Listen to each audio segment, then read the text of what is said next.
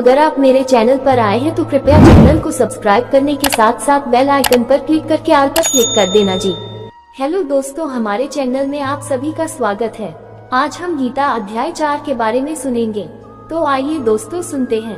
श्री कृष्ण भगवान बोले, मैंने इस अविनाशी योग को सूर्य से कहा था। सूर्य ने अपने पुत्र वैवस्वत मनु से कहा और मनु ने अपने पुत्र राजा इक्ष्वाकु से कहा।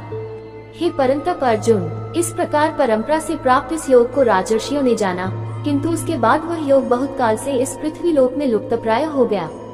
तू मेरा भक्त और प्रिय सखा है, इसलिए वही यह पुरातन योग आज मैंने तुझको कहा है, क्योंकि यह बड़ा ही उत्तम रहस्य है, अर्थात गुप्त रखने योग्य विषय है। अर्जुन बोले, आपका जन्म तो अर्वाचीन अभी हाल का है और सूर्य का जन्म बहुत पुराना है, अर्थात कल्प के आदि में हो चुका था। तब मैं इस बात को कैसे समझ की आप ही ने कल्प के आदि में सूर्य से यह योग कहा था।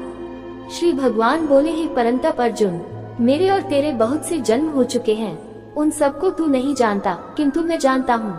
मैं अजन्मा और अविनाशी स्वरूप होते हुए भी तथा समस्त प्राणियों का ईश्वर होते हुए भी अपनी प्रकृति को अधीन करके अपनी योग माया से प्रकट होता हूँ। हे भारत, जब जब धर्म की हानि और अधर्म की वृद्धि होती है, तब तभी मैं अपने रूप को रचता हूँ, अर्थात साकार रूप से लोगों के सम्मुख प्रकट होता हूँ। साधु पुरुषों का उद्धार करने के लिए, पाप कर्म करने वालों का विनाश करने के लिए और धर्म की अच्छी तरह से स्थापना करने के लिए मैं युग युग में प्रकट हुआ करता हूँ।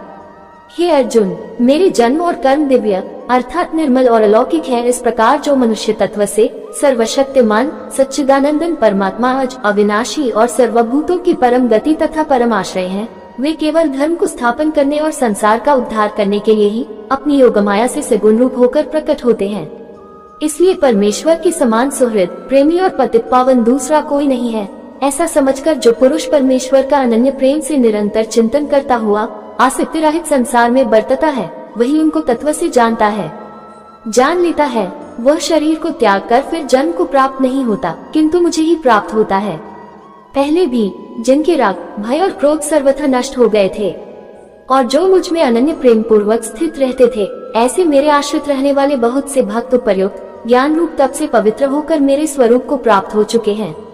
हे अर्जुन, जो भक्त मुझे जिस प्रकार भजते हैं, मैं भी उनको उसी प्रकार भजता हूँ, क्योंकि सभी मनुष्य सब प्रकार से मेरे ही मार्ग का अनुसरण करते हैं। इस मनुष्य लोक में कर्मों के फल को चाहने वाले लोग देवताओं का पूजन किया करते हैं, क्योंकि उनको कर्मों से उत्पन्न होने वाली सिद्धि शीघ्र मिल जाती है। ब्राह्मण, क्षत्रिय, वैश्य और शूद्र इन 4 वर्णों का समूह गुण और कर्मों के विभाग पूर्वक मेरे द्वारा रचा गया है। इस प्रकार उस सृष्टि रचनादि कर्म का कर्ता होने पर भी मुझ अविनाशी परमेश्वर को तू वास्तव में अकर्ता ही जान। कर्मों के फल में मेरी स्पृहा नहीं है, इसलिए मुझे कर्म लिप्त नहीं करते। इस प्रकार जो मुझे तत्व से जान लेता है, वह भी कर्मों से नहीं बंधता। पूर्व काल में मुमुक्षुओं ने भी इस प्रकार जानकर ही कर्म किए हैं, इसलिए तू भी पूर्वजों द्वारा सदा से किए जाने वाले कर्मों को ही कर। कर्म क्या है और अकर्म क्या है, इस प्रकार इसका निर्णय करने में बुद्धिमान पुरुष भी मोहित हो जाते हैं। इसलिए वह कर्म तत्व मैं तुझे भली भांति समझा कर कहूँगा, जिसे जानकर तू अशुभ से अर्थात कर्म बंधन से मुक्त हो जाएगा। कर्म का स्वरूप भी जानना चाहिए और अकर्मण का स्वरूप भी जानना चाहिए तथा विकर्म का स्वरूप भी जानना चाहिए, क्योंकि कर्म की गति गहन है। जो मनुष्य कर्म में अकर्म देखता है और जो अकर्म में कर्म देखता है, वह मनुष्यों में बुद्धिमान है और वह योगी समस्त कर्मों को करने वाला है, जिसके संपूर्ण शास्त्र सम्मत कर्म बिना कामना और संकल्प के होते हैं तथा जिसके समस्त कर्म ज्ञान रूप अग्नि द्वारा भस्म हो गए हैं, उस महापुरुष को ज्ञानी जन भी पंडित कहते हैं। जो पुरुष समस्त कर्मों में और उनके फल में आसक्ति का सर्वथा त्याग करके संसार के आश्रय से रहित हो गया है और परमात्मा में नित्य तृप्त है, वह कर्मों में भली भांति बरतता हुआ भी वास्तव में कुछ भी नहीं करता। जिसका अंतःकरण और इंद्रियों सहित शरीर जीता हुआ है और जिसने समस्त भोगों की सामग्री का परित्याग कर दिया है, ऐसा आशारहित पुरुष केवल शरीर संबंधी कर्म करता हुआ भी पापों को नहीं प्राप्त होता। जो बिना इच्छा के अपने आप प्राप्त हुए पदार्थ में सदा संतुष्ट रहता है, जिसमें ईर्ष्या का सर्वथा अभाव हो गया हो, जो हर्ष शोक आदि द्वंद्वों से सर्वथा अतीत हो गया है, ऐसा सिद्धि और असिद्धि में सम रहने वाला कर्मयोगी कर्म करता हुआ भी उनसे नहीं बंधता।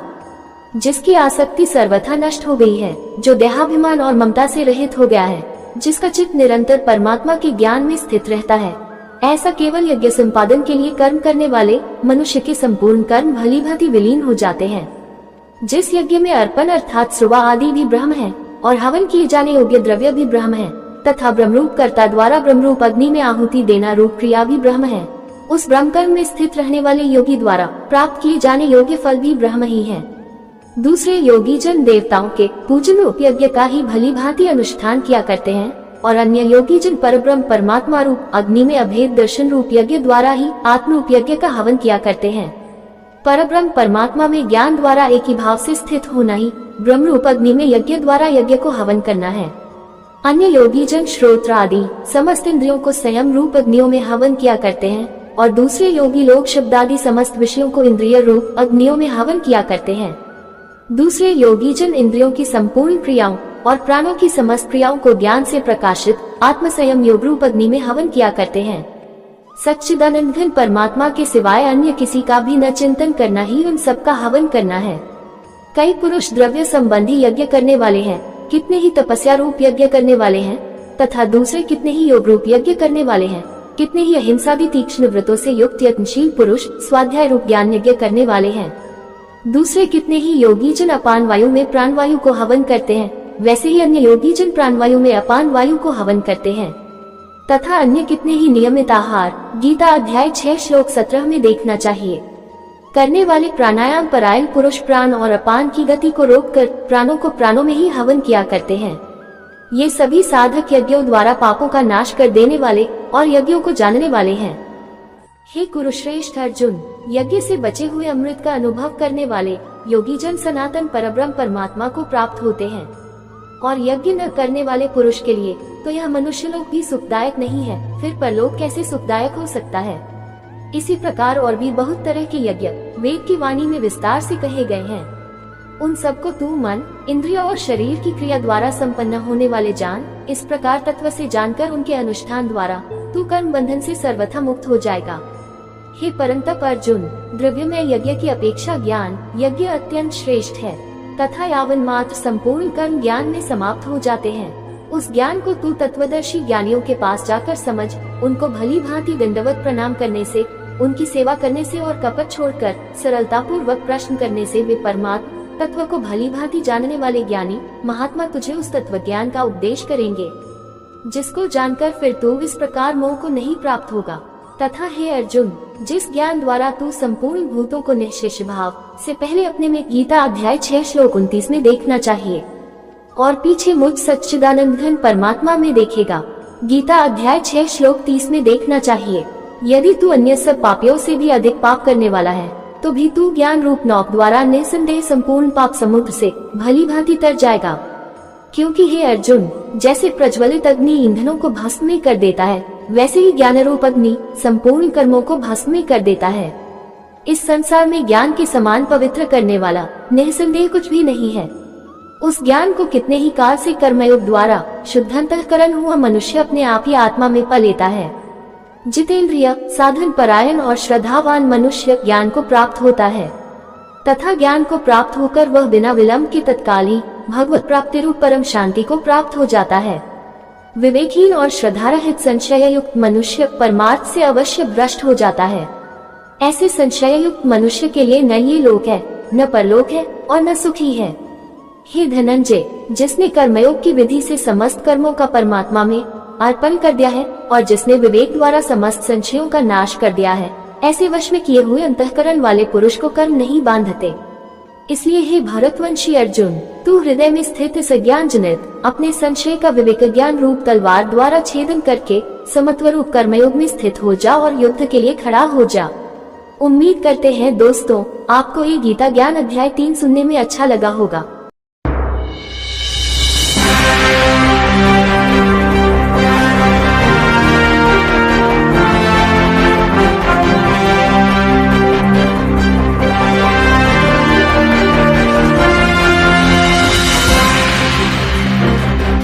दोस्तों, अगर आप मेरे चैनल पर आए हैं तो कृपया चैनल को सब्सक्राइब करने के साथ साथ बेल आइकन पर क्लिक करके ऑल पर क्लिक कर देना जी। हेलो दोस्तों, हमारे चैनल में आप सभी का स्वागत है। आज हम गीता अध्याय 5 के बारे में सुनेंगे, तो आइए दोस्तों सुनते हैं। अर्जुन बोले, हे कृष्ण, आप कर्मों के संन्यास की और फिर कर्मयोग की प्रशंसा करते हैं। इसलिए इन दोनों में से जो एक मेरे लिए भली भांति निश्चित कल्याणकारक साधन हो उसको कहिए। श्री भगवान बोले, कर्म संन्यास और कर्मयोग ये दोनों ही परम कल्याण के करने वाले हैं, परंतु उन दोनों में भी कर्म संन्यास से कर्मयोग साधन में सुगम होने से श्रेष्ठ है। हे अर्जुन, जो पुरुष न किसी से द्वेष करता है और न किसी की आकांक्षा करता है, वह कर्मयोगी सदा सन्यासी ही समझने योग्य है, क्योंकि राग द्वेष आदि द्वंद्वों से रहित पुरुष सुखपूर्वक संसार बंधन से मुक्त हो जाता है। उपर्युक्त संन्यास और कर्मयोग को मूर्ख लोग पृथक पृथक फल देने वाले कहते हैं, न कि पंडित जन, क्योंकि दोनों में से एक में भी सम्यक प्रकार से स्थित पुरुष दोनों के फल रूप परमात्मा को प्राप्त होता है। ज्ञान योगियों द्वारा जो परमधाम प्राप्त किया जाता है, कर्मयोगियों द्वारा भी वही प्राप्त किया जाता है। इसलिए जो पुरुष ज्ञानयोग और कर्मयोग को फल रूप में एक देखता है, वही यथार्थ देखता है। परंतु हे अर्जुन, कर्मयोग के बिना संन्यास अर्थात मन, इंद्रिय और शरीर द्वारा होने वाले संपूर्ण कर्मों में कर्तापन का त्याग प्राप्त होना कठिन है, और भगवत स्वरूप को मनन करने वाला कर्मयोगी परब्रह्म परमात्मा को शीघ्र ही प्राप्त हो जाता है। जिसका मन अपने वश में है, जो जितेंद्रिय एवं विशुद्ध अंतःकरण वाला है, और संपूर्ण प्राणियों का आत्मरूप परमात्मा ही जिसका आत्मा है, ऐसा कर्मयोगी कर्म करता हुआ भी लिप्त नहीं होता। तत्व को जानने वाला सांख्य योगी तत्व देखता हुआ, सुनता हुआ, स्पर्श करता हुआ, सूंघता हुआ, भोजन करता हुआ, गमन करता हुआ, सोता हुआ, श्वास लेता हुआ, बोलता हुआ, त्यागता हुआ, ग्रहण करता हुआ तथा आंखों को खोलता और मूंदता हुआ भी सब इंद्रियां अपने अपने अर्थों में बरत रही हैं, इस प्रकार समझकर निस्संदेह ऐसा माने कि मैं कुछ भी नहीं करता हूँ। जो पुरुष सब कर्मों को परमात्मा में अर्पण करके और आसक्ति को त्याग कर कर्म करता है, वह पुरुष जल से कमल के पत्ते की भांति पाप से लिप्त नहीं होता। कर्मयोगी ममत्व बुद्धि रहित केवल इंद्रिय, मन, बुद्धि और शरीर द्वारा भी आसक्ति को त्याग कर अंतःकरण की शुद्धि के लिए कर्म करते हैं। कर्मयोगी कर्मों के फल का त्याग करके भगवत प्राप्ति रूप शांति को प्राप्त होता है, और सकाम पुरुष कामना की प्रेरणा से फल में आसक्त होकर बढ़ता है। अंतःकरण जिसके वश में है, ऐसा सांख्य योग का आचरण करने वाला पुरुष न करता हुआ और न करवाता हुआ ही नवद्वारों वाले शरीर रूप घर में सब कर्मों को मन से त्याग कर आनंद पूर्वक सच्चिदानंद घन परमात्मा के स्वरूप में स्थित रहता है।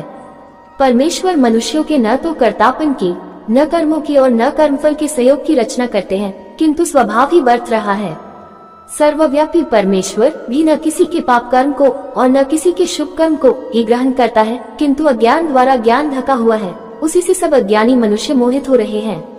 परंतु जिनका वह अज्ञान परमात्मा के तत्व ज्ञान द्वारा नष्ट कर दिया गया है, उनका वह ज्ञान सूर्य के सदृश उस सच्चिदानंद घन परमात्मा को प्रकाशित कर देता है।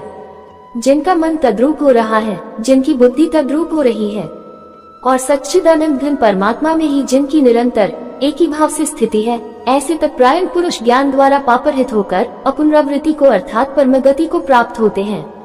वे ज्ञानी जन विद्या और विनयुक्त ब्राह्मण में तथा गौ, हाथी, कुत्ते और चांडाल में भी समदर्शी इसका विस्तार गीता अध्याय 6 श्लोक 32 की टिप्पणी में देखना चाहिए ही होते हैं। का मन संभाव में स्थित है, उनके द्वारा इस जीवित अवस्था में ही संपूर्ण संसार जीत लिया गया है। क्योंकि सच्चिदानंद घन परमात्मा निर्दोष और सम है, इससे वे सच्चिदानंद घन परमात्मा में ही स्थित हैं। जो पुरुष प्रिय को प्राप्त होकर हर्षित नहीं हो और अप्रिय को प्राप्त होकर उद्विग्न न हो, वह स्थिर बुद्धि, संशय रहित ब्रह्मवेत्ता पुरुष सच्चिदानंद घन परब्रह्म परमात्मा में एक ही भाव से नित्य स्थित है। बाहर के विषयों में आसक्ति रहित अंतःकरण वाला साधक आत्मा में स्थित जो ध्यान जनित सात्विक आनंद है, उसको प्राप्त होता है। तदनंतर वह सच्चिदानंद घन परब्रह्म परमात्मा के ध्यान रूप योग में अभिन्न भाव से स्थित पुरुष अक्षय आनंद का अनुभव करता है।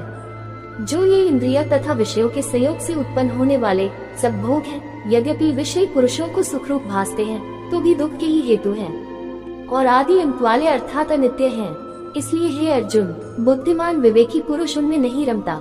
जो साधक इस मनुष्य शरीर में शरीर का नाश होने से पहले पहले ही काम क्रोध से उत्पन्न होने वाले वेग को सहन करने में समर्थ हो जाता है, वही पुरुष योगी है और वही सुखी है।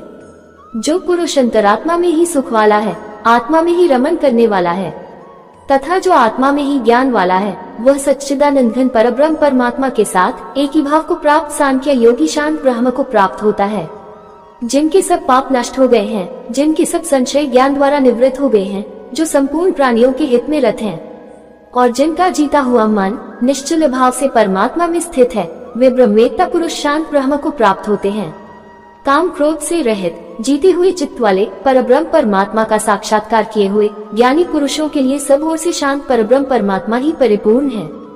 बाहर के विषय भोगों को न चिंतन करता हुआ बाहर ही निकालकर और नेत्रों की दृष्टि को भ्रुकुटी के बीच में स्थित करके तथा नासिका में विचरने वाले प्राण और अपान वायु को सम करके, जिसकी इंद्रिया मन और बुद्धि जीती हुई है, ऐसा जो मोक्षप्रायण मुनि परमेश्वर के स्वरूप का निरंतर मनन करने वाला, इच्छा भय और क्रोध से रहित हो गया है, वह सदा मुक्त ही है।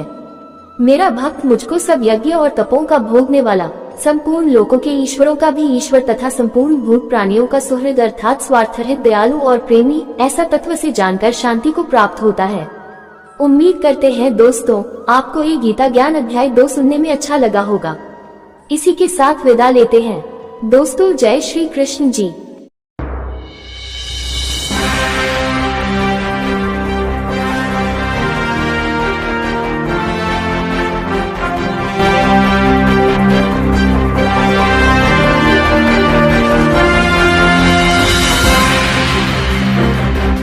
दोस्तों अगर आप मेरे चैनल पर आए हैं तो कृपया चैनल को सब्सक्राइब करने के साथ साथ बेल आइकन पर क्लिक करके ऑल पर क्लिक कर देना जी।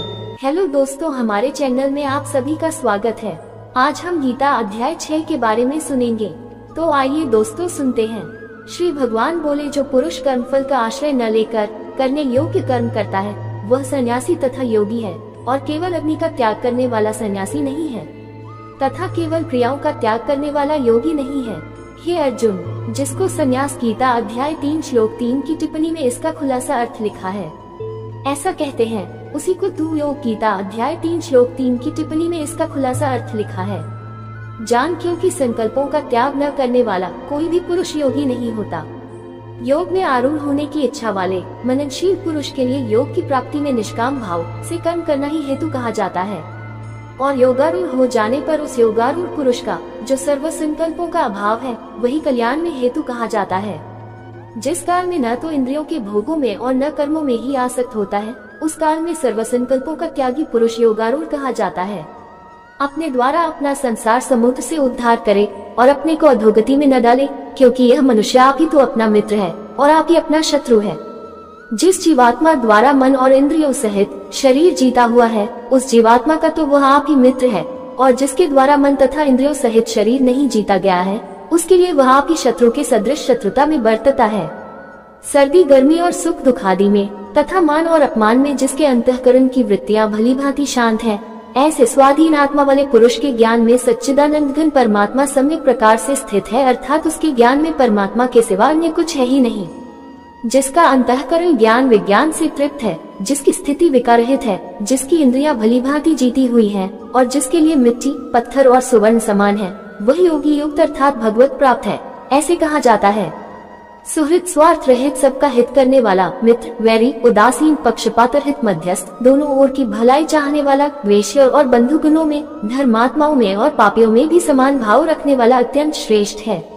मन और इंद्रियों सहित शरीर को वश में रखने वाला, आशारहित और संग्रहरहित योगी अकेला ही एकांत स्थान में स्थित होकर आत्मा को निरंतर परमात्मा में लगाए। शुद्ध भूमि में जिसके ऊपर क्रमशः कुशा मृगछाला और वस्त्र बिछे हैं, जो न बहुत ऊंचा है और न बहुत नीचा, ऐसे अपने आसन को स्थिर स्थापन करके उस आसन पर बैठकर चित्त और इंद्रियों की क्रियाओं को वश में रखते हुए मन को एकाग्र करके अंतःकरण की शुद्धि के लिए योग का अभ्यास करे। काया सिर और गले को समान एवं अचल धारण करके और स्थिर होकर अपनी नासिका के अग्रभाग पर दृष्टि जमाकर अन्य दिशाओं को न देखता हुआ ब्रह्मचारी के व्रत में स्थित भयरहित तथा भली भांति शांत अंतःकरण वाला सावधान योगी मन को रोककर मुझ में चित्त वाला और मेरे परायण होकर स्थित होए। वश में किए हुए मन वाला योगी इस प्रकार आत्मा को निरंतर मुझ परमेश्वर के स्वरूप में लगाता हुआ मुझ में रहने वाली परमानंद की पराकाष्ठा रूप शांति को प्राप्त होता है। हे अर्जुन, ये योग न तो बहुत खाने वाले का, न बिल्कुल न खाने वाले का, न बहुत शयन करने के स्वभाव वाले का और न सदा जागने वाले का ही सिद्ध होता है।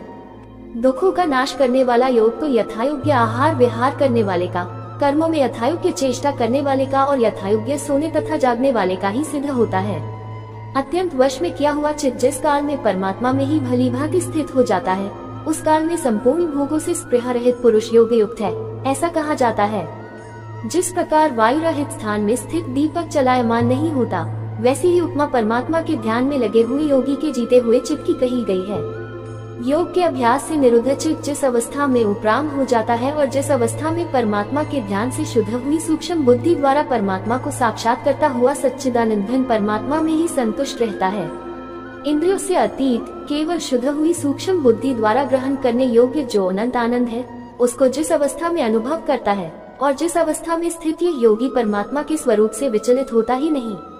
परमात्मा की प्राप्ति रूप जिस लाभ को प्राप्त होकर उसे अधिक दूसरा कुछ भी लाभ नहीं मानता और परमात्मा प्राप्ति रूप जिस अवस्था में स्थित योगी बड़े भारी दुख से भी चलायमान नहीं होता, जो दुख रूप संसार के संयोग से रहित है तथा जिसका नाम योग है, उसको जानना चाहिए। वह योग न उकताए हुए अर्थात धैर्य और उत्साह युक्त चित्त से निश्चय पूर्वक करना कर्तव्य है। संकल्प से उत्पन्न होने वाली संपूर्ण कामनाओं को निश्चित रूप से त्याग कर और मन द्वारा इंद्रियों के समुदाय को सभी ओर से भली भांति रोककर क्रम क्रम से अभ्यास करता हुआ उपरति को प्राप्त हो तथा धैर्य युक्त बुद्धि द्वारा मन को परमात्मा में स्थित करके परमात्मा के सिवा और कुछ भी चिंतन न करे। ये स्थिर न रहने वाला और चंचल मन जिस शब्दादि विषय के निमित्त से संसार में विचरता है, उस विषय से रोककर यानी हटाकर इसे बार बार परमात्मा में ही निरुद्ध करे। क्योंकि जिसका मन भली प्रकार शांत है, जो पाप से रहित है और जिसका रजोगुण शांत हो गया है, ऐसे इस सच्चिदानंद घन ब्रह्म के साथ एक ही भाव हुए योगी को उत्तम आनंद प्राप्त होता है। वह पापरहित योगी इस प्रकार निरंतर आत्मा को परमात्मा में लगाता हुआ सुखपूर्वक परब्रह्म परमात्मा की प्राप्ति रूप अनंत आनंद का अनुभव करता है। सर्वव्यापी अनंत चेतन में एक ही भाव से स्थिति रूप योग से युक्त आत्मा वाला तथा सब में संभाव से देखने वाला योगी आत्मा को संपूर्ण भूतों में स्थित और संपूर्ण भूतों को आत्मा में कल्पित देखता है। जो पुरुष संपूर्ण भूतों में सबके आत्मरूप मुझ वासुदेव को ही व्यापक देखता है और संपूर्ण भूतों को मुझ वासुदेव के अंतर्गत गीता अध्याय 9 श्लोक 6 में देखना चाहिए, देखता है, उसके लिए मैं अदृश्य नहीं होता और वह मेरे लिए अदृश्य नहीं होता। जो पुरुष एक ही भाव में स्थित होकर संपूर्ण भूतों में आत्मरूप से स्थित मुझ सच्चिदानंद घन वासुदेव को भजता है, वही योगी सब प्रकार से बरतता हुआ भी मुझ में ही बरतता है। हे अर्जुन, जो योगी अपनी भांति जैसे मनुष्य अपने मस्तक, हाथ, पैर और गुदादि के साथ ब्राह्मण, क्षत्रिय, शूद्र और मलेच्छादिकों का सा बर्ताव करता हुआ भी उनमें आत्मभाव अर्थात अपनापन समान होने से सुख और दुख को समान ही देखता है, वैसे ही सब भूतों में देखना अपनी भांति सम देखना है। संपूर्ण भूतों में सम देखता है और सुख अथवा दुख को भी सब में सम देखता है, वही योगी परम श्रेष्ठ माना गया है। अर्जुन बोले, हे मधुसूदन, जो ये योग आपने संभाव से कहा है, मन के चंचल होने से मैं इसकी नित्य स्थिति को नहीं देखता हूँ। क्योंकि हे श्री कृष्ण, यह मन बड़ा चंचल प्रमथन स्वभाव वाला, बड़ा दृढ़ और बलवान है, इसलिए उसको वश में करना मैं वायु को रोकने की भांति अत्यंत दुष्कर मानता हूँ। श्री भगवान बोले, हे महाबाहो, निसंदेह मन चंचल और कठिनता से वश में होने वाला है, परंतु हे कुतिपुत्र अर्जुन, यह अभ्यास गीता अध्याय 12 श्लोक 9 की टिप्पणी में इसका विस्तार देखना चाहिए। और वैराग्य से वश में होता है, जिसका मन वश में किया हुआ नहीं है, ऐसे पुरुष द्वारा योग दुष्प्राप्य है और वश में किए हुए मन वाले प्रयत्नशील पुरुष द्वारा साधन से उसका प्राप्त होना सहज है, यह मेरा मत है। अर्जुन बोले, हे श्री कृष्ण, जो योग में श्रद्धा रखने वाला है किंतु संयमी नहीं है, इस कारण जिसका मन अंतकाल में योग से विचलित हो गया है, ऐसा साधक योग की सिद्धि को अर्थात भगवत साक्षात्कार को न प्राप्त होकर किस गति को प्राप्त होता है। हे महाबाहो, क्या वह भगवत प्राप्ति के मार्ग में मोहित और आश्रय रहित पुरुष छिन्न भिन्न बादल की भांति दोनों ओर से भ्रष्ट होकर नष्ट तो नहीं हो जाता। हे श्री कृष्ण, मेरे इस संशय को संपूर्ण रूप से छेदन करने के लिए आप ही योग्य हैं, क्योंकि आपके सिवा दूसरा इस संशय का छेदन करने वाला मिलना संभव नहीं है। श्री भगवान बोले, हे पार्थ, उस पुरुष का न तो इस लोक में नाश होता है और न परलोक में ही, क्योंकि हे प्यारे, आत्मोद्धार के लिए अर्थात भगवत प्राप्ति के लिए कर्म करने वाला कोई भी मनुष्य दुर्गति को प्राप्त नहीं होता। योग भ्रष्ट पुरुष पुण्यवानों के लोकों को अर्थात स्वर्ग आदि उत्तम लोकों को प्राप्त होकर उनमें बहुत वर्षों तक निवास करके फिर शुद्ध आचरण वाले श्रीमान पुरुषों के घर में जन्म लेता है। अथवा वैराग्यवान पुरुष उन लोकों में न जाकर ज्ञानवान योगियों के ही कुल में जन्म लेता है, परंतु इस प्रकार का जो ये जन्म है सो संसार में निसंदेह अत्यंत दुर्लभ है। वहाँ उस पहले शरीर में संग्रह किए हुए बुद्धि संयोग को अर्थात संबुद्धि रूप योग के संस्कारों को अनायास ही प्राप्त हो जाता है और हे कुरुनंदन, उसके प्रभाव से वह फिर परमात्मा की प्राप्ति रूप सिद्धि के लिए पहले से भी बढ़कर प्रयत्न करता है। वहाँ उस पहले शरीर में संग्रह किए हुए बुद्धि संयोग को अर्थात संबुद्धि रूप योग के संस्कारों को अनायास ही प्राप्त हो जाता है और हे कुरुनंदन, उसके प्रभाव से वह फिर परमात्मा की प्राप्ति रूप सिद्धि के लिए पहले से भी बढ़कर प्रयत्न करता है। वह शब्द से श्रीमानों के घर में जन्म लेने वाला योग भ्रष्ट पुरुष समझना चाहिए। श्रीमानों के घर में जन्म लेने वाला योग भ्रष्ट पराधीन हुआ भी उस पहले के अभ्यास से ही निःसंदेह भगवान की ओर आकर्षित किया जाता है तथा संबुद्धि रूप योग का जिज्ञासु भी वेद में कहे हुए सकौम कर्मों के फल को उल्लंघन कर जाता है। परंतु प्रयत्न पूर्वक अभ्यास करने वाला योगी तो पिछले अनेक जन्मों के संस्कार बल से इसी जन्म में संसिद्ध होकर संपूर्ण पापों से रहित हो फिर तत्काल ही परमगति को प्राप्त हो जाता है। योगी तपस्वियों से श्रेष्ठ है, शास्त्र ज्ञानियों से भी श्रेष्ठ माना गया है और सकौम कर्म करने वालों से भी योगी श्रेष्ठ है। इससे हे अर्जुन, तू योगी हो। संपूर्ण योगियों में भी जो श्रद्धावान योगी मुझ में लगे हुए अंतरात्मा से मुझको निरंतर भजता है, वही योगी मुझे परम श्रेष्ठ मान्य है। उम्मीद करते हैं दोस्तों, आपको ये गीता ज्ञान अध्याय सुनने में अच्छा लगा होगा।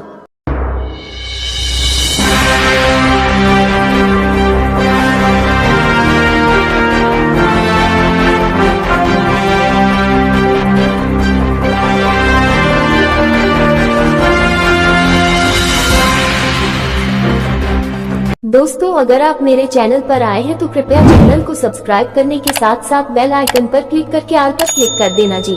हेलो दोस्तों, हमारे चैनल में आप सभी का स्वागत है। आज हम गीता अध्याय 7 ज्ञान विज्ञान योग के बारे में सुनेंगे।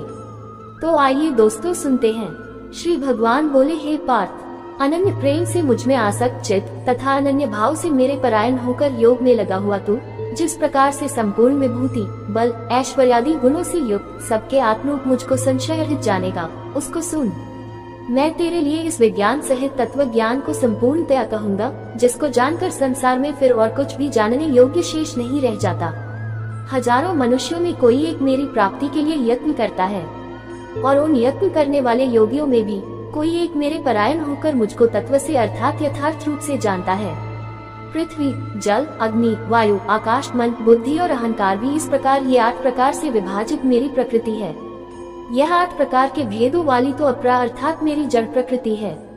और हे महाबाहो, इससे दूसरी को जिससे ये संपूर्ण जगत धारण किया जाता है, मेरी जीव रूपा परा अर्थात चेतन प्रकृति जान। हे अर्जुन, तू ऐसा समझ कि संपूर्ण भूत इन दोनों प्रकृतियों से ही उत्पन्न होने वाले हैं और मैं संपूर्ण जगत का प्रभव तथा प्रलय हूँ, अर्थात संपूर्ण जगत का मूल कारण हूँ। हे धनंजय, मुझसे भिन्न दूसरा कोई भी परम कारण नहीं है। ये संपूर्ण जगत सूत्र में सूत्र के मणियों के सदृश मुझ में गुंथा हुआ है।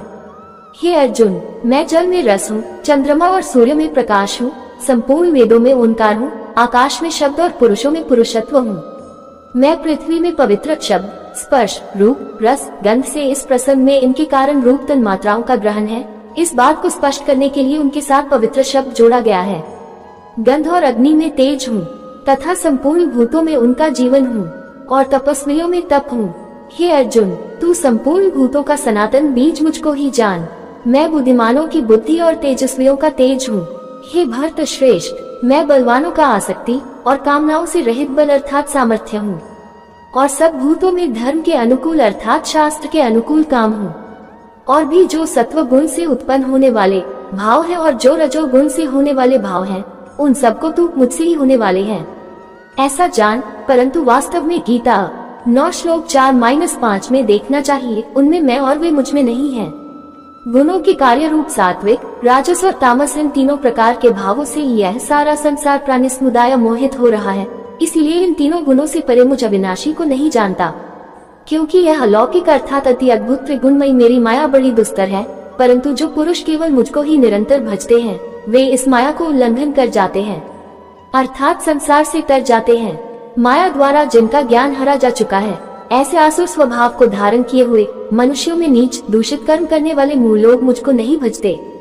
हे भरतवंशियों में श्रेष्ठ अर्जुन, उत्तम कर्म करने वाले अर्थार्थिक सांसारिक पदार्थों के लिए भजने वाला, अर्थ संकट निवारण के लिए भजने वाला, जिज्ञासु मेरे को यथार्थ रूप से जानने की इच्छा से भजने वाला और ज्ञानी, ऐसे 4 प्रकार के भक्तजन मुझको भजते हैं। उनमें नित्य मुझ में एक ही भाव से स्थित अनन्य प्रेम भक्ति वाला ज्ञानी भक्त अति उत्तम है, क्योंकि मुझको तत्व से जानने वाले ज्ञानी को मैं अत्यंत प्रिय हूँ और वह ज्ञानी मुझे अत्यंत प्रिय है। ये सभी उदार हैं, परंतु ज्ञानी तो साक्षात मेरा स्वरूप ही है, ऐसा मेरा मत है। क्योंकि वह मद्गत मन बुद्धि वाला ज्ञानी भक्त अति उत्तम गति स्वरूप मुझ में ही अच्छी प्रकार स्थित है। बहुत जन्मों के अंत के जन्म में तत्व ज्ञान को प्राप्त पुरुष सब कुछ वासुदेव ही है, इस प्रकार मुझको भजता है वह महात्मा अत्यंत दुर्लभ है। उन भोगों की कामना द्वारा जिनका ज्ञान हरा जा चुका है वे लोग अपने स्वभाव से प्रेरित होकर उस नियम को धारण करके अन्य देवताओं को भजते हैं, अर्थात पूजते हैं। जो सकौम भक्त जिस देवता के स्वरूप को श्रद्धा से पूजना चाहता है उस भक्त की श्रद्धा को मैं उसी देवता के प्रति स्थिर करता हूँ। वह पुरुष उस श्रद्धा से युक्त होकर उस देवता का पूजन करता है और उस देवता से मेरे द्वारा ही विधान किए हुए उन इच्छित भोगों को निसंदेह प्राप्त करता है। परंतु उन अल्प बुद्धि वालों का वह फल नाशवान है तथा वे देवताओं को पूजने वाले देवताओं को प्राप्त होते हैं और मेरे भक्त चाहे जैसे ही भजे अंत में वे मुझको ही प्राप्त होते हैं। बुद्धिहीन पुरुष मेरे अनुत्तम अविनाशी परम भाव को न जानते हुए मन इंद्रियों से परिमुक्त सच्चिदानंद घन परमात्मा को मनुष्य की भांति जन्मकर व्यक्ति भाव को प्राप्त हुआ मानते हैं। अपनी योगमाया से छिपा हुआ मैं सबके प्रत्यक्ष नहीं होता, इसलिए यह ज्ञानी जन समुदाय मुझ जन्म रहित अविनाशी परमेश्वर को नहीं जानता, अर्थात मुझको जन्मने मरने वाला समझता है। हे अर्जुन, पूर्व में व्यतीत हुए और वर्तमान में स्थित तथा आगे होने वाले सब भूतों को मैं जानता हूँ, परंतु मुझको कोई भी श्रद्धा भक्ति रहित पुरुष नहीं जानता। हे भरतवंशी अर्जुन, संसार में इच्छा और द्वेष से उत्पन्न सुख दुखादि द्वंद्व रूप मोह से संपूर्ण प्राणी अत्यंत अज्ञता को प्राप्त हो रहे हैं, परंतु निष्काम भाव से श्रेष्ठ कर्मों का आचरण करने वाले जिन पुरुषों का पाप नष्ट हो गया है वे राग द्वेष जनित द्वंद्व रूप मोह से मुक्त दृढ़ निश्चयी भक्त मुझको सब प्रकार से भजते हैं। जो मेरे शरण होकर जरा और मरण से छूटने के लिए यत्न करते हैं वे पुरुष उस ब्रह्म को, संपूर्ण अध्यात्म को, संपूर्ण कर्म को जानते हैं।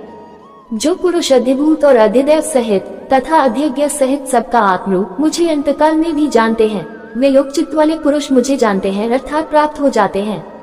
उम्मीद करते हैं दोस्तों आपको ये गीता ज्ञान अध्ययन में अच्छा लगा होगा। इसी के साथ विदा लेते हैं दोस्तों। जय श्री कृष्ण जी।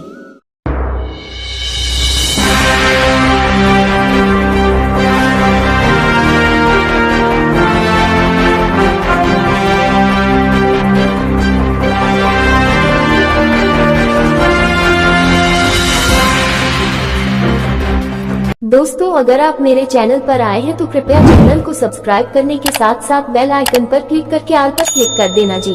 हेलो दोस्तों, हमारे चैनल में आप सभी का स्वागत है। आज हम गीता अध्याय 8 अक्षर ब्रह्म योग के बारे में सुनेंगे। तो आइए दोस्तों सुनते हैं। अर्जुन ने कहा, हे पुरुषोत्तम, वह ब्रह्म क्या है, अध्यात्म क्या है, कर्म क्या है, अधिभूत नाम से क्या कहा गया है और अधिदैव किसको कहते हैं। हे मधुसूदन, यहाँ अधिज्ञ कौन है और वह इस शरीर में कैसे है तथा युक्त चित्त वाले पुरुषों द्वारा अंत समय में आप किस प्रकार जानने में आते हैं। श्री भगवान ने कहा, परम अक्षर ब्रह्म है, अपना स्वरूप अर्थात जीवात्मा अध्यात्म नाम से कहा जाता है तथा भूतों के भावों को उत्पन्न करने वाला जो त्याग है वह कर्म नाम से कहा गया है। उत्पत्ति विनाश धर्म वाले सब पदार्थ अधिभूत है। हिरण्य में पुरुष जिसको शास्त्रों में सूत्रात्मा, हिरण्यगर्भ, प्रजापति, ब्रह्मा इत्यादि नामों से कहा गया है अधिदैव है। और हे देहधारियों में श्रेष्ठ अर्जुन, इस शरीर में मैं वासुदेव ही अंतर्यामी रूप से अधिज्ञ हूँ। जो पुरुष अंतकाल में भी मुझको ही स्मरण करता हुआ शरीर को त्याग कर जाता है वह मेरे साक्षात स्वरूप को प्राप्त होता है, इसमें कुछ भी संशय नहीं है। हे कुंती पुत्र अर्जुन, यह मनुष्य अंतकाल में जिस भी भाव को स्मरण करता हुआ शरीर त्याग करता है उसको ही प्राप्त होता है, क्योंकि वह सदा उसी भाव से भावित रहा है। इसलिए हे अर्जुन, तू सब समय में निरंतर मेरा स्मरण कर और युद्ध भी कर। इस प्रकार मुझ में अर्पण किए हुए मन बुद्धि से युक्त होकर तू निसंदेह मुझको ही प्राप्त होगा। हे पार्थ, ये नियम है कि परमेश्वर के ध्यान के अभ्यास रूप योग से युक्त दूसरी ओर न जाने वाले चित्त से निरंतर चिंतन करता हुआ मनुष्य परम प्रकाश रूप दिव्य पुरुष को अर्थात परमेश्वर को ही प्राप्त होता है। जो पुरुष सर्वज्ञ, अनादि, सबके नियमता, अंतर्यामी रूप से सब प्राणियों के शुभ और अशुभ कर्म के अनुसार शासन करने वाला, सूक्ष्म से भी अति सूक्ष्म, सबके धारण पोषण करने वाले अचिंत्य स्वरूप, सूर्य की सदृश नित्य चेतन प्रकाश रूप और अविद्या से अति परे शुद्ध सच्चिदानंद घन परमेश्वर का स्मरण करता है, वह भक्ति युक्त पुरुष अंतकाल में भी योग बल से भरे कुटी के मध्य में प्राण को अच्छी प्रकार स्थापित करके फिर निश्चल मन से स्मरण करता हुआ उस दिव्य रूप परम पुरुष परमात्मा को ही प्राप्त होता है। वेद के जानने वाले विद्वान जिस सच्चिदानंद घन रूप परम पद को अविनाश कहते हैं आसक्ति रहित यत्नशील सन्यासी महात्मा जन जिसमें प्रवेश करते हैं और जिस परम पद को चाहने वाले ब्रह्मचारी लोग ब्रह्मचर्य का आचरण करते हैं, उस परम पद को मैं तेरे लिए संक्षेप में कहूँगा। सब इंद्रियों के द्वारों को रोककर तथा मन को हृदय में स्थिर करके फिर उस जीते हुए मन द्वारा प्राण को मस्तक में स्थापित करके परमात्मा संबंधी योग धारणा में स्थित होकर जो पुरुष ओम इस एक अक्षर रूप ब्रह्म को उच्चारण करता हुआ और उसके अर्थ स्वरूप मुझ निर्गुण ब्रह्म का चिंतन करता हुआ शरीर को त्याग कर जाता है, वह पुरुष परम गति को प्राप्त होता है। हे अर्जुन, जो पुरुष मुझ में अनन्यचित होकर सदा ही निरंतर मुझ पुरुषोत्तम को स्मरण करता है, उस नित्य निरंतर मुझ में युक्त हुए योगी के लिए मैं सुलभ हूँ, अर्थात उसे सहज ही प्राप्त हो जाता हूँ। परम सिद्धि को प्राप्त महात्मा जन मुझको प्राप्त होकर दुखों के घर एवं क्षणभंगुर पुनर्जन्म को नहीं प्राप्त होते। हे अर्जुन, ब्रह्मलोक पर्यंत सब लोग पुनरावर्ती हैं, परंतु हे कुंती पुत्र, मुझको प्राप्त होकर पुनर्जन्म नहीं होता, क्योंकि मैं कालातीत हूँ और ये सब ब्रह्मादि के लोग काल द्वारा सीमित होने से अनित्य हैं। ब्रह्मा का जो एक दिन है उसको 1000 चतुर्युगी तक की अवधि वाला और रात्रि को भी 1000 चतुर्युगी तक की अवधि वाला जो पुरुष तत्व से जानते हैं, वे योगी जन काल के तत्व को जानने वाले हैं। संपूर्ण चराचर भूतगण ब्रह्मा के दिन के प्रवेश काल में अव्यक्त से अर्थात ब्रह्मा के सूक्ष्म शरीर से उत्पन्न होते हैं और ब्रह्मा की रात्रि के प्रवेश काल में उस अव्यक्त नामक ब्रह्मा के सूक्ष्म शरीर में ही लीन हो जाते हैं। हे पार्थ, वही यह भूत समुदाय उत्पन्न होकर प्रकृति वश में हुआ रात्रि के प्रवेश काल में लीन होता है और दिन के प्रवेश काल में फिर उत्पन्न होता है। उस अव्यक्त से भी अति परे दूसरा अर्थात विलक्षण जो सनातन अव्यक्त भाव है, वो परम दिव्य पुरुष सब भूतों के नष्ट होने पर भी नष्ट नहीं होता। जो अव्यक्त अक्षर इस नाम से कहा गया है, उसी अक्षर नामक अव्यक्त भाव को परमगति कहते हैं तथा जिस सनातन अव्यक्त भाव को प्राप्त होकर मनुष्य वापस नहीं आते, वह मेरा परम धाम है। हे पार्थ, जिस परमात्मा के अंतर्गत सर्वभूत है और जिस सच्चिदानंद घन परमात्मा से यह समस्त जगत परिपूर्ण है, गीता अध्याय 9 श्लोक 4 में देखना चाहिए, वह सनातन अव्यक्त परम पुरुष तो अनन्य। गीता अध्याय 11 श्लोक 55 में इसका विस्तार देखना चाहिए, भक्ति से ही प्राप्त होने योग्य है। हे अर्जुन, जिस काल में यहाँ काल शब्द से मार्ग समझना चाहिए, क्योंकि आगे के श्लोकों में भगवान ने इसका नाम श्रुति गति ऐसा कहा है। शरीर त्याग कर गए हुए योगी जन तो वापस न लौटने वाली गति को और जिस काल में गए हुए वापस लौटने वाली गति को ही प्राप्त होते हैं, उस काल को अर्थात दोनों मार्गों को कहूँगा। जिस मार्ग में ज्योतिर्मय अग्नि अभिमानी देवता है, दिन का अभिमानी देवता है, शुक्ल पक्ष का अभिमानी देवता है और उत्तरायण के 6 महीनों का अभिमानी देवता है, उस मार्ग में मरकर गए हुए ब्रह्मवेत्ता योगी जन उपयुक्त देवताओं द्वारा क्रम से ले जाए जाकर ब्रह्म को प्राप्त होते हैं। जिस मार्ग में धूम अभिमानी देवता है, रात्रि अभिमानी देवता है तथा कृष्ण पक्ष का अभिमानी देवता है और दक्षिणायन के 6 महीनों का अभिमानी देवता है, उस मार्ग में मरकर गया हुआ सकौम कर्म करने वाला योगी उपयुक्त देवताओं द्वारा क्रम से ले गया हुआ चंद्रमा की ज्योत को प्राप्त होकर स्वर्ग में अपने शुभ कर्मों का फल भोग कर वापस आता है। क्योंकि जगत के ये 2 प्रकार के शुक्ल और कृष्ण अर्थात देवयान और पितृयान मार्ग सनातन माने गए हैं।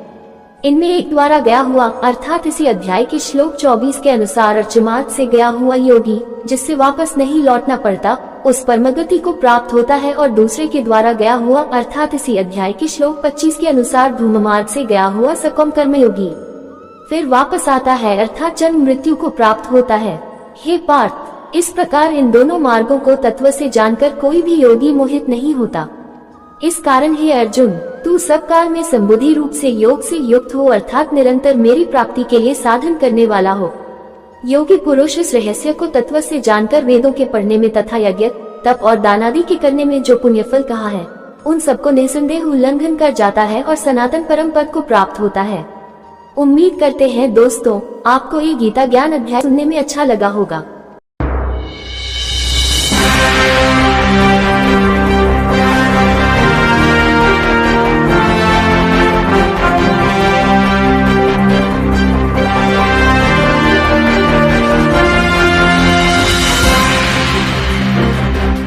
दोस्तों, अगर आप मेरे चैनल पर आए हैं तो कृपया चैनल को सब्सक्राइब करने के साथ साथ बेल आइकन पर क्लिक करके ऑल पर क्लिक कर देना जी। हेलो दोस्तों, हमारे चैनल में आप सभी का स्वागत है। आज हम गीता अध्याय 9 राज विद्या योग के बारे में सुनेंगे। तो आइए दोस्तों सुनते हैं। श्री भगवान बोले, तुझ दोष दृष्टि रहित भक्त के लिए इस परम गोपनीय विज्ञान सहित ज्ञान को पुनः भली भांति कहूँगा, जिसको जानकर तू दुखी रूप संसार से मुक्त हो जाएगा। यह विज्ञान सहित ज्ञान सब विद्याओं का राजा, सब गोपनीयों का राजा, अति पवित्र, अति उत्तम, प्रत्यक्ष फल वाला, धर्मयुक्त, साधन करने में बड़ा सुगम और अविनाशी है।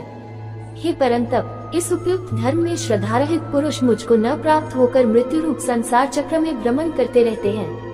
मुझ निराकार परमात्मा से ये सब जगत जल से बर्फ के सदृश परिपूर्ण है और सब भूत मेरे अंतर्गत संकल्प के आधार स्थित हैं, किंतु वास्तव में मैं उनमें स्थित नहीं हूँ। वे सब भूत मुझ में स्थित नहीं हैं, किंतु मेरी ईश्वरीय योग शक्ति को देख कि भूतों का धारण पोषण करने वाला और भूतों को उत्पन्न करने वाला भी मेरा आत्मा वास्तव में भूतों में स्थित नहीं है।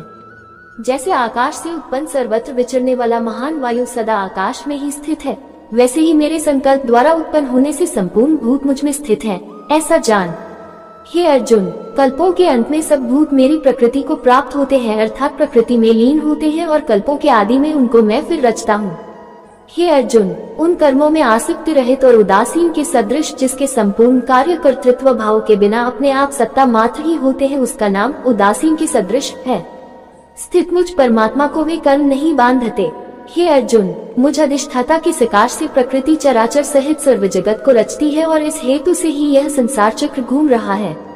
मेरे परम भाव को गीता अध्याय 7 श्लोक 24 में देखना चाहिए। न जानने वाले मूल लोग मनुष्य का शरीर धारण करने वाले मुझ संपूर्ण भूतों के महान ईश्वर को तुच्छ समझते हैं, अर्थात अपनी योग माया से संसार के उद्धार के लिए मनुष्य रूप में विचरते हुए मुझ परमेश्वर को साधारण मनुष्य मानते हैं।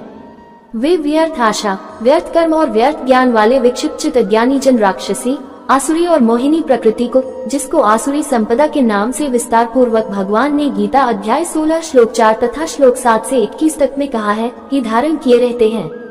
परंतु हे कुंती पुत्र, दैवी प्रकृति के इसका विस्तार पूर्वक वर्णन गीता अध्याय 16 श्लोक 1 से 3 तक में देखना चाहिए। आश्रित महात्मा जन मुझको सब भूतों का सनातन कारण और नाशरहित अक्षर स्वरूप जानकर अनन्य मन से युक्त होकर निरंतर भजते हैं। वे दृढ़ निश्चय वाले भक्तजन निरंतर मेरे नाम और गुणों का कीर्तन करते हुए तथा मेरी प्राप्ति के लिए यत्न करते हुए और मुझको बार बार प्रणाम करते हुए सदा मेरे ध्यान में युक्त होकर अनन्य प्रेम से मेरी उपासना करते हैं। दूसरे ज्ञानयोगी मुझ निर्गुण निराकार ब्रह्म का ज्ञान यज्ञ द्वारा अभिन्न भाव से पूजन करते हुए भी मेरी उपासना करते हैं, और दूसरे मनुष्य बहुत प्रकार से स्थित मुझ विराट स्वरूप परमेश्वर की पृथक भाव से उपासना करते हैं। क्रतु में हूँ, यज्ञ में हूँ, स्वधा में हूँ, औषधि में हूँ, मंत्र में हूँ, ऋत में हूँ, अग्नि में हूँ और हवन रूप क्रिया भी में ही हूँ। इस संपूर्ण जगत का धाता अर्थात धारण करने वाला एवं कर्मों के फल को देने वाला पिता, माता, पितामह, जानने योग्य, गीता अध्याय 13 श्लोक 12 से 17 तक में देखना चाहिए। पवित्र ओंकार तथा ऋग्वेद, सामवेद और यजुर्वेद भी मैं ही हूँ। प्राप्त होने योग्य परम धाम, भरण पोषण करने वाला, सबका स्वामी, शुभाशुभ का देखने वाला, सबका वासस्थान, शरण लेने योग्य, प्रत्युपकार न चाहकर हित करने वाला, सबकी उत्पत्ति प्रलय का हेतु, स्थिति का आधार, निधान, प्रलय काल में संपूर्ण भूत सूक्ष्म रूप से जिसमें लय होते हैं उसका नाम निधान है, और अविनाशी कारण भी मैं ही हूँ। मैं ही सूर्य रूप से तपता हूँ, वर्षा का आकर्षण करता हूँ और उसे बरसाता हूँ। हे अर्जुन, मैं ही अमृत और मृत्यु हूँ और सत असत भी मैं ही हूँ। तीनों वेदों में विधान किए हुए सकौम कर्मों को करने वाले, सोम रस को पीने वाले, पापरहित पुरुष यहाँ स्वर्ग प्राप्ति के प्रतिबंधक देव ऋण रूप पाप से पवित्र होना समझना चाहिए। मुझको यज्ञों के द्वारा पूजकर स्वर्ग की प्राप्ति चाहते हैं। वे पुरुष अपने पुण्यों के फलरूप स्वर्गलोक को प्राप्त होकर स्वर्ग में दिव्य देवताओं के भोगों को भोगते हैं। वे उस विशाल स्वर्गलोक को भोग कर पुण्य क्षीण होने पर मृत्यु लोक को प्राप्त होते हैं। इस प्रकार स्वर्ग के साधन रूप तीनों वेदों में कहे हुए सकाम कर्म का आश्रय लेने वाले और भोगों की कामना वाले पुरुष बार बार आवागमन को प्राप्त होते हैं, अर्थात पुण्य के प्रभाव से स्वर्ग में जाते हैं और पुण्य क्षीण होने पर मृत्युलोक में आते हैं। जो अनन्य प्रेमी भक्तजन मुझ परमेश्वर को निरंतर चिंतन करते हुए निष्काम भाव से भजते हैं, उन नित्य निरंतर मेरा चिंतन करने वाले पुरुषों का योगक्षेम स्वरूप की प्राप्ति का नाम योग है और प्राप्ति के निमित्त किए हुए साधन की रक्षा का नाम क्षेम है। मैं स्वयं प्राप्त कर देता हूँ। हे अर्जुन, यद्यपि श्रद्धा से युक्त जो सकौम भक्त दूसरे देवताओं को पूजते हैं, वे भी मुझको ही पूजते हैं, किंतु उनका वह पूजन अविधि पूर्वक अर्थात अज्ञान पूर्वक है। क्योंकि संपूर्ण यज्ञों का भोक्ता और स्वामी भी मैं ही हूँ, परंतु वे मुझ परमेश्वर को तत्व से नहीं जानते, इसी से गिरते हैं अर्थात पुनर्जन्म को प्राप्त होते हैं। देवताओं को पूजने वाले देवताओं को प्राप्त होते हैं, पितरों को पूजने वाले पितरों को प्राप्त होते हैं, भूतों को पूजने वाले भूतों को प्राप्त होते हैं और मेरा पूजन करने वाले भक्त मुझको ही प्राप्त होते हैं। इसीलिए मेरे भक्तों का पुनर्जन्म नहीं होता। गीता अध्याय 8 श्लोक 16 में देखना चाहिए। जो कोई भक्त मेरे लिए प्रेम से पत्र, पुष्प, फल, जल आदि अर्पण करता है, उस शुद्ध बुद्धि निष्काम प्रेमी भक्त का प्रेम पूर्वक अर्पण किया हुआ वह पत्र पुष्पादि में सगुण रूप से प्रकट होकर प्रीति सहित खाता हूँ। हे अर्जुन, तू जो कर्म करता है, जो खाता है, जो हवन करता है, जो दान देता है और जो तप करता है, वह सब मेरे अर्पण कर। इस प्रकार जिसमें समस्त कर्म मुझ भगवान के अर्पण होते हैं, ऐसे संन्यास योग से युक्त चित्त वाला तू शुभाशुभ फल रूप कर्म बंधन से मुक्त हो जाएगा और उनसे मुक्त होकर मुझको ही प्राप्त होगा। मैं सब भूतों में समभाव से व्यापक हूँ, न कोई मेरा अप्रिय है और न प्रिय है, परंतु जो भक्त मुझको प्रेम से भजते हैं वे मुझ में है और मैं भी उनमें प्रत्यक्ष प्रकट। जैसे सूक्ष्म रूप से सब जगह व्यापक हुआ भी अग्नि साधनों द्वारा प्रकट करने से ही प्रत्यक्ष होता है, वैसे ही सब जगह स्थित हुआ भी परमेश्वर भक्ति से भजने वाले के ही अंतःकरण में प्रत्यक्ष रूप से प्रकट होता है।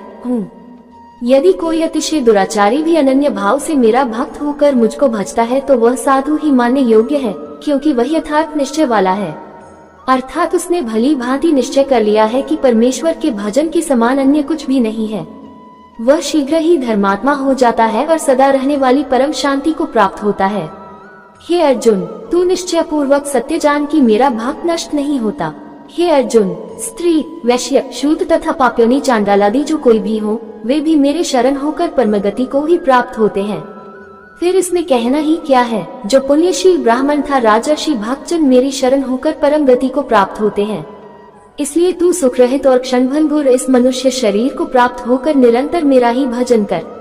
मुझ में मन वाला हो, मेरा भक्त बन, मेरा पूजन करने वाला हो, मुझको प्रणाम कर। इस प्रकार आत्मा को मुझ में नियुक्त करके मेरे परायण होकर तू मुझको ही प्राप्त होगा। उम्मीद करते हैं दोस्तों आपको ये गीता ज्ञान अध्याय सुनने में अच्छा लगा होगा। इसी के साथ विदा लेते हैं दोस्तों। जय श्री कृष्ण जी।